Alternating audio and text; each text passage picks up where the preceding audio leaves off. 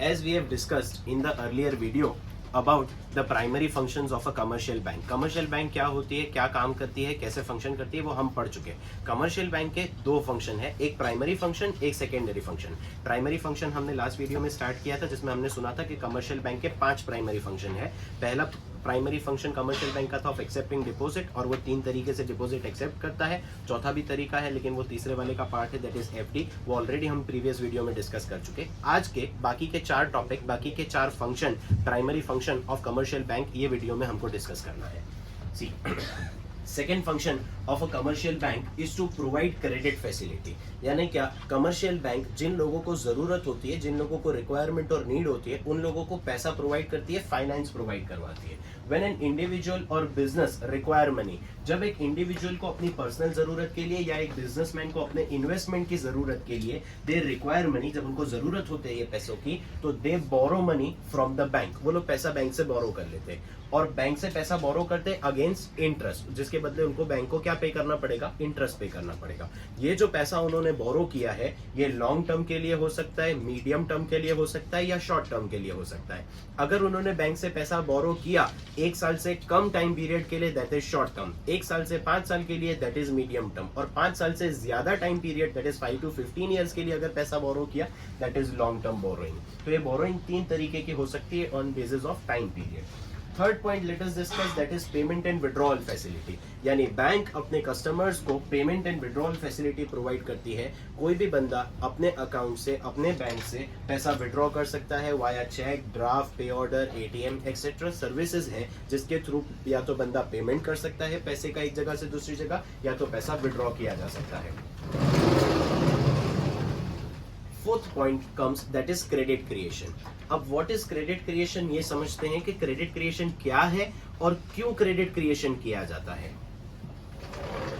सी, एक hypothetical situation से समझाता हूं, एक हाइपोथेटिकल एग्जांपल से समझाता हूं कि अगर इंडियन इकोनॉमी में, फॉर एग्जांपल इंडियन इकोनॉमी में पैसा सर्क्यूलेट कर रहा है सिर्फ 100 रुपीज, लेकिन इकोनॉमी में जरूरत यानी डिमांड है 500 रुपीज की. इकोनॉमी में पैसा है 100 रुपीज और डिमांड है 500 रुपीज का, राइट. इसीलिए बैंक को ये काम करना पड़ता है, that is called credit creation. Sir, credit creation का मतलब क्या है? पहले मैंने तेरे को ऐसा बोला कि इंडियन इकोनॉमी का साइज बहुत बड़ा है और इंडियन इकोनॉमी को बहुत ज्यादा पैसा चाहिए, लेकिन इंडिया के पास है कम पैसा. तो हम क्या करते हैं, हम ये कम पैसे को कन्वर्ट करके बना देते हैं ज्यादा पैसा. ये कम पैसे से हम और पैसा बना देते हैं. सर, क्या बात कर रहे हो, कम पैसे से ज्यादा पैसा बना देते? हाँ, यही बैंक का काम है कि कम पैसे से ज्यादा पैसा बना दिया जाए. तो कम पैसे से ज्यादा पैसा बना देने का जो प्रोसेस है, उसी को वो लोग बोलते हैं credit creation. That means credit creation, वही तो क्रेडिट क्रिएशन है. कहना, देखो इंडियन इकोनॉमी में 100 रुपया है, लेकिन इंडियन इकोनॉमी को जरूरत है 500 रुपए का.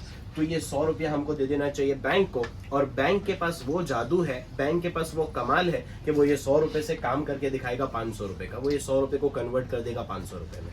सर, ये 100 रुपए 500 रुपए में कैसे कन्वर्ट हो जाएंगे? By using credit creation. क्योंकि बैंक क्या करेगा, क्रेडिट क्रिएशन करेगा, यानी थोड़े से पैसे से बहुत ज्यादा पैसा बना देगा. This is called credit creation. इसी को कहते हैं क्रेडिट क्रिएशन.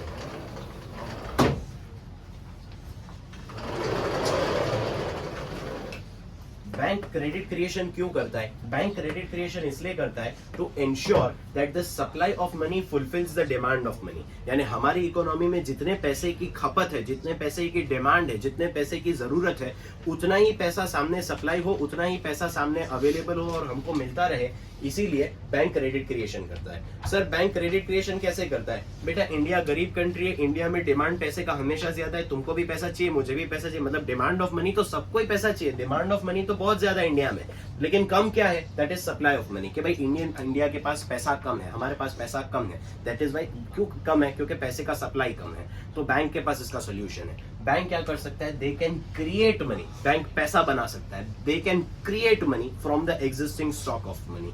यानी जो थोड़ा सा पैसा उनके पास है, वो पहले बताया था ना, 1000 रुपए है या 100 रुपए है, वो 100 रुपए से 500 रुपए बनाते हैं. जो थोड़ा सा पैसा उनके पास है, जो एग्जिस्टिंग स्टॉक ऑफ मनी उनके पास है, उससे वो दूसरा पैसा क्रिएट कर सकते हैं, नया पैसा क्रिएट कर सकते हैं. और ये जो प्रोसेस है एक पैसे से दूसरा पैसा बनाने की, इसी को क्रेडिट क्रिएशन कहते हैं. यानी बैंक अगर ज्यादा क्रेडिट क्रिएशन करेगी तो सप्लाई ऑफ मनी भी ज्यादा होगा, बैंक अगर कम क्रेडिट क्रिएशन करेगी तो पैसे का सप्लाई भी कम होगा। तो क्रेडिट क्रिएशन करके मनी के सप्लाई को कंट्रोल किया जा सकता है और मनी के सप्लाई को बनाया जा सकता है as per the demand of the money, money की डिमांड के हिसाब से मनी का सप्लाई किया जा सकता है।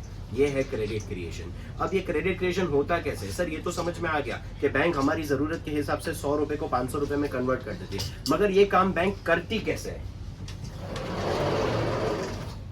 सी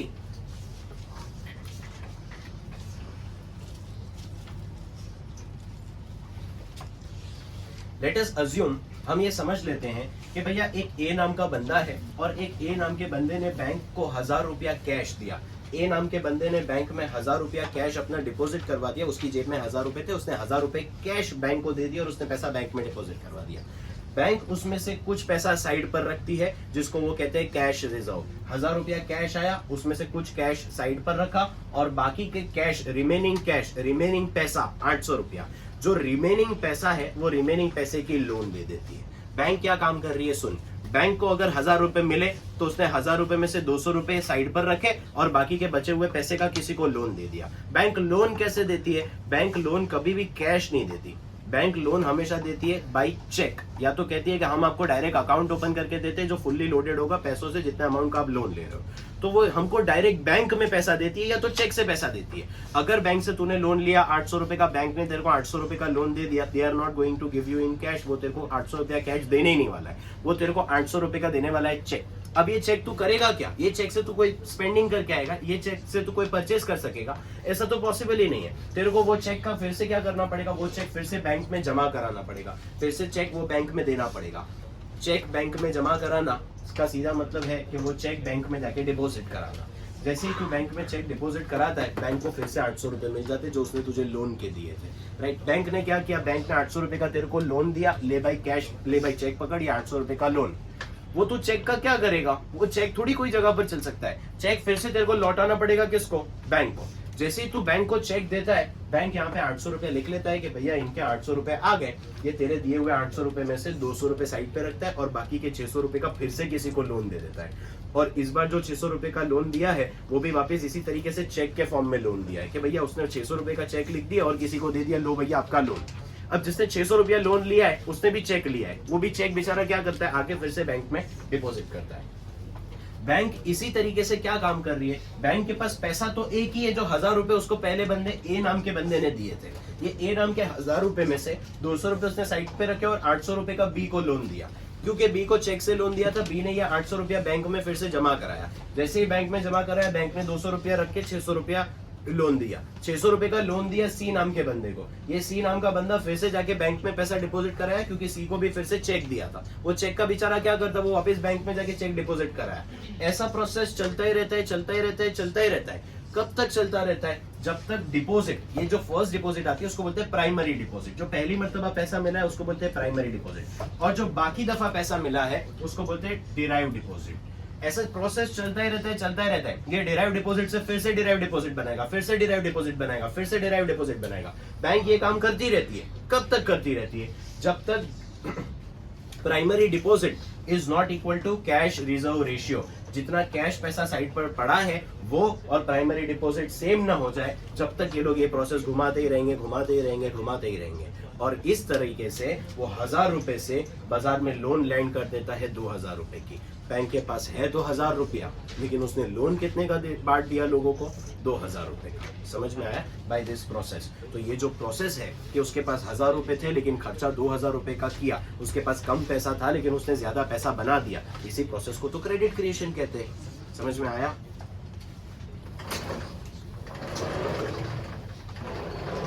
क्रेडिट क्रिएशन का फॉर्मूला है, credit creation is equal to primary deposit into 1/CRR। Formula है 1 मार्क के लिए, से फॉर्मूला लर्न कर लेने। Credit creation is equal to primary deposit into 1/CRR। कोई भी बैंक जितना पैसा उसके पास है, जितना पैसा बैंक को मिला है, जो प्राइमरी डिपॉजिट बैंक को मिला है, कोई भी बैंक ये पूरा का पूरा पैसा लोन नहीं दे सकती। 1000 रुपए मिले, 1000 रुपए पूरा लोन नहीं दे सकती। क्यों 1000 रुपए पूरा लोन नहीं दे सकती? भाई RBI का रूल है, इसीलिए 1000 रुपए पूरा लोन नहीं दे सकती। आरबीआई कहती है कि जब भी आपको डिपॉजिट मिले तो उसमें से कुछ percentage of money is to be kept aside, यानी जो भी आपको डिपॉजिट मिला है वो डिपॉजिट में से वो डिपॉजिट का कुछ परसेंट आपको कैश के फॉर्म में अपने पास रखना पड़ेगा, या तो आरबीआई के पास जमा करा देना पड़ेगा, जैसी उसकी कंडीशन, जैसा वो बोले ऐसा कर देना पड़ेगा। इसीलिए अगर 1000 रुपए मिले तो पूरा 1000 रुपए का लोन नहीं दे सकते, कुछ पैसा अपने पास कैश में रखना पड़ेगा। और ये जो कैश में हम रख रहे हैं इसी को हम कहते हैं कैश रिजर्व रेशियो, यानी कैश में इतना पैसा हमारे पास रिजर्व पड़ा हुआ है, ये that is cash reserve ratio. ये हुआ अपना पॉइंट नंबर 4। अब आते हैं पॉइंट नंबर 5 पर, that is inter banking transaction. Inter banking transaction का मतलब क्या है? जब भी एक बैंक को जरूरत होती है पैसे की तो वो बोरो कर लेता है दूसरी बैंक से, लेकिन एक बैंक दूसरी बैंक के पास डायरेक्ट नहीं जाती है। जब भी किसी बैंक को पैसे की जरूरत होती है फॉर शॉर्ट टर्म या लॉन्ग टर्म, तो वो कॉल करता है आरबीआई को, सेंट्रल बैंक को, कि भैया मुझे पैसा दिला दो, मुझे कहीं से मार्केट से पैसा अरेंज करवा दो। और आरबीआई ये पैसा अरेंज करवा देती है फ्रॉम सम अदर बैंक। क्योंकि इसने आरबीआई को कॉल करके पैसा मांगा, ऐसे पैसे मांगने को कहते हैं कॉल मनी। और आरबीआई इसको फ्री में तो पैसा दिलाएगी नहीं, राइट? या जो बैंक इसको पैसा दे रहा है वो इसको फ्री में तो पैसा देने वाला नहीं है, वो इसको कुछ ना कुछ इंटरेस्ट तो चार्ज करेगा। तो जो इंटरेस्ट इस कॉल मनी पर चार्ज हुआ उसको कहते हैं कॉल मनी रेट। यहाँ पे भी सेम बात लिखी हुई है, when a bank need money they call central bank, वो सीधा सेंट्रल बैंक में फोन लगाता है, राइट? और सेंट्रल बैंक उसको अरेंज करवा देता है पैसा फ्रॉम सम अदर बैंक। क्योंकि कॉल करके पैसा मंगाया उसको कहते हैं कॉल मनी, और किसी न किसी इंटरेस्ट रेट पर मंगाया। जाहिर बात है इतनी इमरजेंसी में जो मदद कर रहा है वो तो 101% भाई पैसा मांगना ही है सामने तगड़ा। जिस रेट पर कॉल मनी मिला, जिस भाव पर कॉल मनी मिला, उसको कहते हैं कॉल मनी रेट। ये borrowing short term long term के लिए भी होती है, call money is for short term.